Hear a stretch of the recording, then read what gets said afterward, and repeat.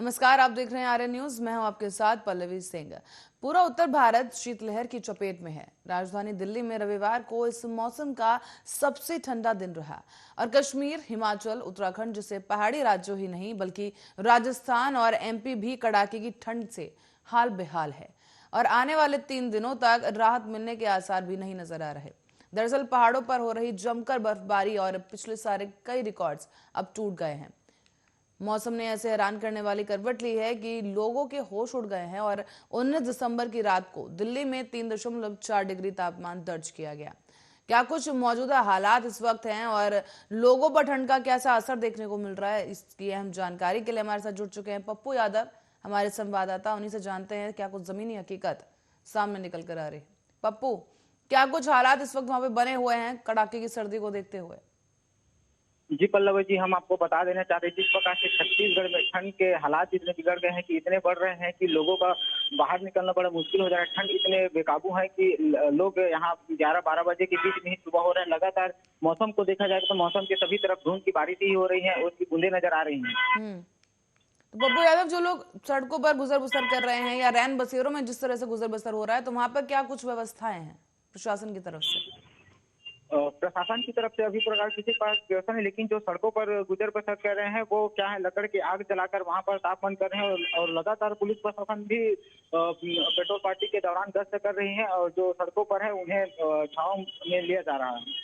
जी, अलाव की व्यवस्था की जा रही है प्रशासन की तरफ से?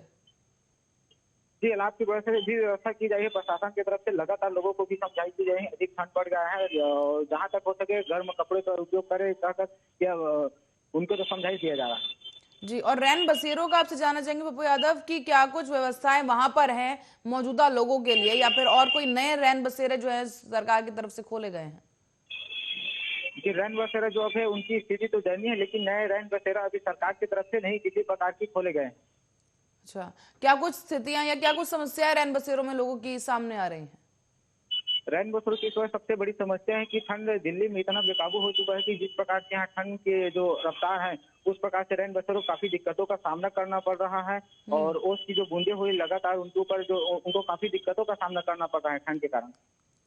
तो मौसम विभाग की तरफ से जिस तरीके से संभावना जताई गई है कि आने वाले दिनों में भी ठंड का प्रकोप इसी तरह से जारी रहेगा, तो ऐसे में प्रशासन की और क्या कुछ तैयारियां हैं लोगों को लेकर ताकि उन्हें बचाया जा सके, क्योंकि कड़ाके की सर्दी है और ऐसे में गुजर बसर करना, खास करके वो लोग जो रैन बसेरों पर या फिर फुटपाथ पर रह रहे हैं उनके लिए मुश्किल हो जाता है। जी, जो फुटपाथ पर रह रहे रैन बसों पर है इनके द्वारा प्रशासन के द्वारा लगातार पेट्रोल गश्त किया जा रहा है और जो फुटपाथ पर रहे ऐसे लोगों को प्रशासन के द्वारा लगातार चादर का गर्म चादर कपड़े का वितरण भी किया जा रहा है और लगातार लोगों को भी समझाई दी जहां तक हो सके एक छत के नीचे रहे, बाहर खुले आसमान पर न रहे, कहकर इस प्रकार से समझाई दिया जा रहा है। पप्पू यादव, एक तरीके से एक तरफ ओमिक्रॉन का खतरा भी इस वक्त बना हुआ है, देश में लगातार आंकड़े बढ़ रहे हैं, तो उसको देखते हुए रैन बसेरों में सुरक्षा व्यवस्था को लेकर क्या इंतजाम है? सैनिटाइजेशन की अगर बात की जाए तो? जी, लगातार तो बैरिकेडिंग लगा दी गई है प्रशासन के द्वारा, परंतु अभी भी कहीं कहीं देखी जा रही है प्रशासन की लापरवाही, जहां पर लोगों की भीड़ उमड़ रही है क्योंकि कहीं ना कहीं दिल्ली में ओमिक्रॉन का खतरा मंडराने को आगामी आने वाले ओमिक्रॉन की संभावना दे रही है। तो क्या कुछ वहां पर सैनिटाइजेशन हो पा रहा है? लोगों से आपकी बात हो पाई है कि क्या कुछ व्यवस्था यहाँ पर है और जी निरीक्षण करने के लिए अधिकारी पहुंच रहे हैं कि नहीं? जी पल्लवी जी, 12 के लिए भी लोगों से बात नहीं, लेकिन जहां तक हम लोग सर्वे किए वहां के दौरान लगातार प्रशासन के द्वारा लोगों को सैनिटाइजिंग किया जा रहा है, जहां पर बैरिकेडिंग भी लगाई गई है और लोगों को भी यह समझाई थी ज्यादातर भीड़ बाहर न करे और मास्क लगाकर ही चलेगा कर। प्रदूषण स्तर की अगर बात करें पप्पू यादव, तो वहां पर क्या कुछ AQI बना हुआ है? जी, यहाँ पर अगर दूसरी तरफ की बात करें तो वहाँ भी प्रशासन के द्वारा लगातार पार्टियां लगाई जा रही हैं, लोगों को भी समझाई दे रही है और ठंड लगातार है तो वही है कि ठंड के मौसम में लोग हमेशा आग तापते हुए भी नजर आ रहे हैं और तो गर्म प्रदूषण की कपड़े क्या पहने हुए स्थिति निकलते हैं। है पप्पू यादव? प्रदूषण की क्या कुछ स्थिति है वहां पर? कि प्रदूषण की स्थिति उतनी कम है जो कि ओस की बूंद की बारिश हो रही है, तो क्या है लोग ठंड इतना बढ़ गए हैं कि दिल्ली में लोग बाहर कम निकल रहे हैं, अपने घरों अंदर ज्यादा रह रहे हैं, जिसके कारण पोल्यूशन भी कम रहे हैं, वाहनों का भी आवागमन कम हो गया है। पप्पू यादव, आगे आपसे जानना चाहेंगे कि लोगों की तरफ से क्या कुछ समस्याएं उनके सामने आ रही हैं, जो लोग घर में भी रह रहे हैं तो उनकी तरफ से भी क्या कुछ समस्याएं हैं? मौसम को इस देखते ठंड को हुए। देखते हुए लोगों की सबसे सर्वप्रथम यह ठंड की समस्या है कि ठंड इतना बढ़ चुका है कि लोगों को बाहर के आवश्यक जो सामान खरीदी करने जाना है उनमें भी काफी दिक्कतों का सामना करना पड़ा है। मार्केट पहले हर जगह लगता था, वह मार्केट ठंड की वजह से कम लगने को दिखाई देने को मिल रहा है, जिसकी जिस वजह से तरीके लोगों से को पप्पू काफी यादव, दिक्कतों का जैसे सामना। बच्चों के स्कूल भी वहां पर खोल दिए गए हैं, उसको लेकर लोगों में क्या कुछ देखने को मिला, प्रतिक्रिया कैसी है वहां पर? क्योंकि जी, एक बच्चों तरफ की स्कूल। ठंड का कहर है, दूसरी तरफ ओमिक्रॉन का खतरा भी है, और बीच में बच्चों के स्कूल खोल दिए गए हैं। जी पल्लव जी, ओमिक्रॉन का जो खतरा है, ऊपर से ठंड भी बढ़ता जा रहा है, इसके हिसाब से तो स्कूल तो जा रहे हैं और बच्चे भी जा रहे हैं स्कूल, लेकिन बच्चों को भी काफी दिक्कतों का सामना करना है कि कितने सुबह से स्कूल लगना है और ठंड इतना बेकाबू हो चुका है कि कहीं भी कुछ भी बीमारी का सामना या ठंड के कारण कुछ अप्रिय घटना की भी संभावना बताई जा रही है, परंतु अभी तक प्रशासन के द्वारा इस स्कूल के गाइडलाइन को सही नियमों तरह से पालन नहीं किया गया है। तो जो माता पिता हैं बच्चों के, जो अभिभावक हैं, उनकी तरफ से क्या कुछ मांग की जा रही है या क्या कुछ कहा जा रहा है, प्रतिक्रिया क्या है वहां पर? अभिभावकों को यही कहना है, सामने तो ओमिक्रॉन के खतरा है और साथ ही साथ ठंड इतना रफ्तार है, तो उनका यही कहना है कि कुछ समय तक, जब तक ठंड कम न हो जाए तब तक स्कूल को कुछ समय के लिए बंद कर दिया जाए और जो भी बच्चे हैं वो ऑनलाइन घर पर पढ़ाई कराया जाए। जी चलिए, बहुत बहुत धन्यवाद पप्पू यादव जी हमारे साथ जुड़ने के लिए और अहम जानकारी हम तक पहुंचाने के लिए। दर्शकों को बता दें कि ठंड का जो कहर है वो लगातार बना हुआ है और देश के कई हिस्सों को अपनी चपेट में ले चुका है। पहाड़ी इलाकों में हो रही बर्फबारी के कारण जो जमीनी इलाके हैं वहां पर भी ठंड का प्रकोप लगातार देखने को मिल रहा है, पारा गिरता जा रहा है। हाल ही में राजस्थान में भी माइनस में टेम्परेचर जो है रिकॉर्ड किया गया, दर्ज किया गया, और अब शीतलहर की चपेट में पूरा उत्तर भारत आ चुका है। साथ ही समय से पहले ही फ्रीजर बन गया है उत्तर भारत, और लगातार कोहरा जो है वो भी बढ़ता जा रहा है, जिसकी वजह से जो दृश्यता है उस पर भी प्रभाव पड़ रहा है। हालांकि बात दिल्ली की अगर की जाए तो वहां पर प्रदूषण के स्तर को लेकर भी आम जन में काफी समस्याएं हैं। हालांकि प्रदूषण स्तर पहले की बजाय अब खराब श्रेणी में है, बहुत खराब श्रेणी में था पहले, लेकिन अब जो है सुधार हुआ है। और इसके साथ साथ छत्तीसगढ़ से हमारे संवाददाता हमारे साथ जुड़े हुए थे, जो हमें जानकारी दे रहे थे कि जिस तरीके से ठंड का प्रकोप है उस हिसाब से प्रशासन की तरफ से भी लगातार कोशिशें की जा रही हैं, अलाव पहुंचाया जा रहा है लोगों तक, ताकि जो लोग रैन बसेरों में हैं या फुटपाथ पर अपना गुजर बसर कर रहे हैं उन तक भी अलाव की व्यवस्था हो सके और ठंड में ठिठुरन से वो किसी तरह बच सके। हालांकि स्कूल जो खोल दिए गए हैं उस पर मिलीजुली प्रतिक्रिया देखने को मिल रही है, क्योंकि कोरोना काल में बच्चे ऑनलाइन पढ़ाई कर रहे थे, लेकिन अब काफी समय बाद अब स्कूल खोल दिए गए हैं। लेकिन एक तरफ ठंड का प्रकोप और दूसरी तरफ ओमिक्रॉन के खतरे के बीच बच्चे स्कूल जाने के लिए मजबूर हैं। हालांकि जो अभिभावक हैं बच्चों के, वो अभी भी ये चाहते हैं कि स्कूल एक बार फिर से बंद कर दिए जाएं, ताकि बच्चे घर में रहकर सुरक्षित तरीके से अपनी पढ़ाई को आगे बढ़ा सके।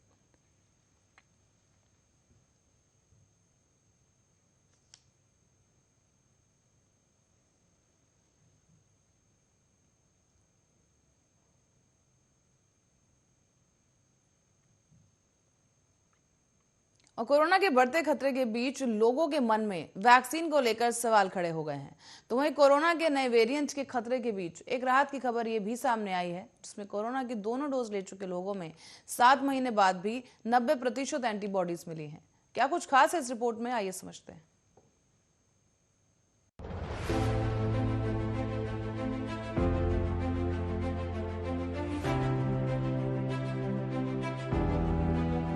कोरोना का खतरा, ओमिक्रॉन की रफ्तार और बढ़ते खतरे के बीच लोग परेशान हैं।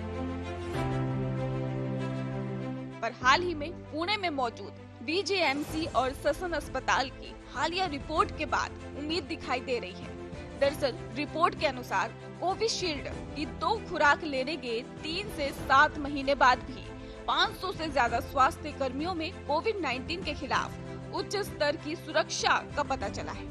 रिसर्च के मुताबिक लोगों में 90% एंटीबॉडीज मिली हुई है और पुणे में मौजूद बीजे गवर्नमेंट मेडिकल कॉलेज और ससन अस्पताल की हालिया रिपोर्ट से इसकी जानकारी मिली है।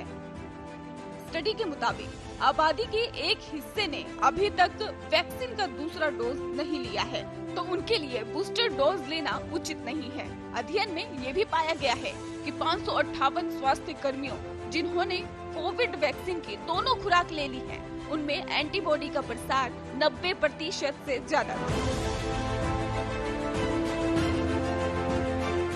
डॉक्टर तांबे ने कहा, हालांकि हमने पाया कि कोविड वैक्सीन की 2 खुराक के बाद अंतराल की अवधि बढ़ने के साथ ही एंटीबॉडी का प्रसार कम हो गया है। प्रतिरक्षा का स्तर उच्च बना रहा है और पूर्ण टीकाकरण के 3 महीने बाद अध्ययन प्रतिभागियों में एंटीबॉडी सकारात्मकता 96.77% थी, जो 4 महीने में 91.79% हो गई है। डॉक्टर तांबे ने कहा, अध्ययन अवधि के समय कोविड को बेअसर करने वाले एंटीबॉडी के लिए सकारात्मक थे, तो वहीं हाल ही में दिल्ली में कराए गए छठे सीरो सर्वे में शामिल 90% से ज्यादा लोगों के शरीर में कोरोना के खिलाफ एंटीबॉडी पाई गई थी। सरकार को सौंपी गई रिपोर्ट में ये जानकारी सामने आई थी। एक अधिकारी सूत्र ने कहा था, छठे सीरो सर्वेक्षण के अंतर्गत 24 सितंबर से नमूने एकत्र करना शुरू किया गया था। बता दें कि राष्ट्रीय राजधानी के कुल 28,000 नमूने इकट्ठे किए गए थे। सूत्रों ने बताया, प्रत्येक जिले में सीरो सकारात्मक दर 85% से अधिक रही, जिसमें पुरुषों की तुलना में महिलाओं की संख्या अधिक रही। और गौरतलब है कि दिल्ली में जनवरी में कराए गए 5वें सीरो सर्वे में 56% से अधिक लोगों में एंटीबॉडी पाई गई थी। देश में कोरोना संक्रमण के मामलों में गिरावट जारी है। पिछले 24 घंटे में कोरोना के 7,081 नए मामले सामने आए हैं। वहीं 7,449 लोग कोरोना से ठीक भी हुए हैं और 264 लोगों की मौत हो गई है, जिसके बाद से सक्रिय मामलों की संख्या 83.913 हो गई है। ये मार्च 2020 के बाद से सबसे कम है। कुल 3,41,78,940 लोग ठीक हुए हैं। और गौरतलब है कि मौजूदा हालात को देखते हुए सरकार ने टीकाकरण अभियान की रफ्तार और तेज कर दी है। साथ ही कोविड प्रोटोकॉल का सख्ती के साथ पालन किए जाने पर भी सरकार और प्रशासन की ओर से सख्ती बढ़ाई जा रही है। पर इन सब के बीच लोगों को सावधान रहने की जरूरत है।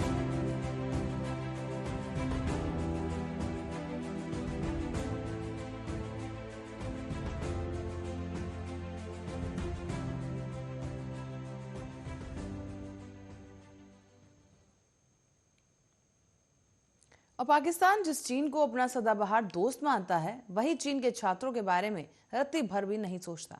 आप सोच रहे होंगे कि हम ऐसा क्यों कह रहे हैं, लेकिन पाकिस्तान के हजारों छात्रों के साथ हुआ ही कुछ ऐसा है, जिसके बाद अब पाक और चीन की इस दोस्ती पर भी सवाल उठ रहे हैं। आप भी समझिए इस रिपोर्ट में।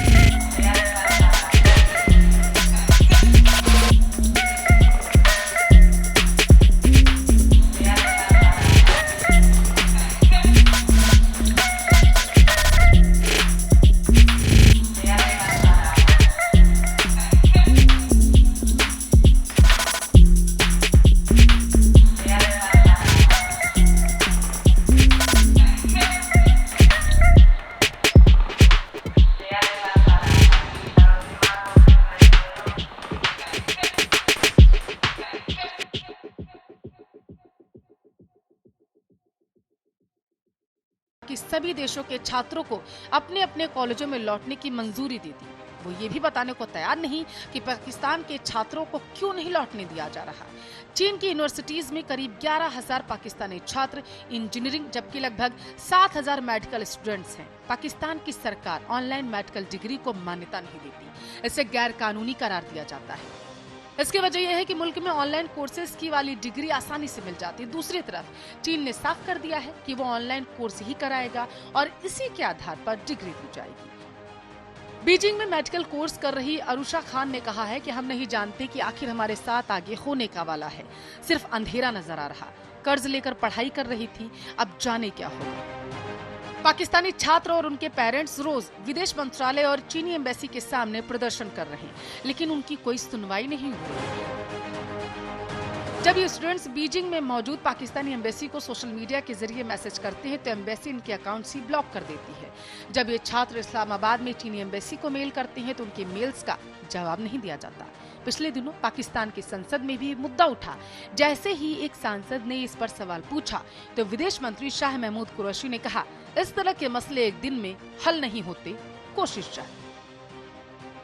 खैर, आपको बता दें कि चीन के नियम जो उसने पाक के लिए बनाए, ये वो बाकी देशों पर लागू नहीं करता, सिर्फ और सिर्फ ये पाक के लिए है। और ऐसे में कई सवाल भी खड़े हो जाते हैं कि आखिर क्या वजह है कि चीन एक तरफ तो अपने आप को पाक का जिगरी दोस्त बताता है तो दूसरी तरफ पाकिस्तान के साथ ये दोहरा रवैया अपनाता है। Special desk, Aryan.